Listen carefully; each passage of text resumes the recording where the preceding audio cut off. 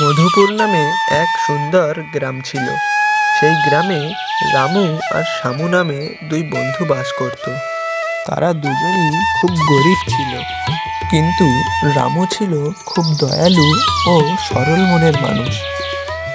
অন্যদিকে শামু ছিল খুব হিংসুটে ও লোভী স্বভাবের।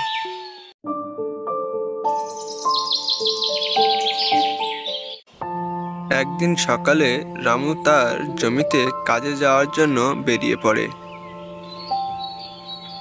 ও বউ বউ, কোথায় গেলে? তাড়াতাড়ি এদিকে এসো, আমি জমিতে যাব।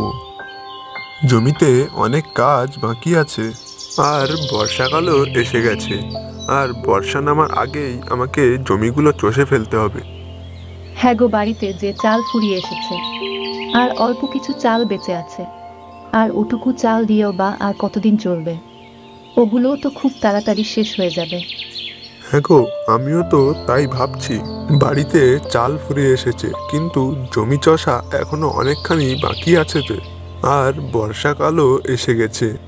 তুমি এক কাজ করো, যেটুকু চাল আছে ওইটুকু দিয়েই যে কদিন চলে চালাও, তারপর দেখছি আমি কি করা যায়। এরপর রামু জমিতে যাওয়ার জন্য বেরিয়ে পড়ে।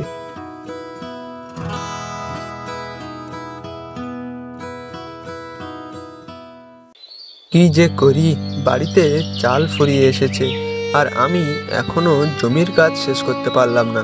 আর এদিকে আর কদিনের মধ্যেই বর্ষা নেমে যাবে।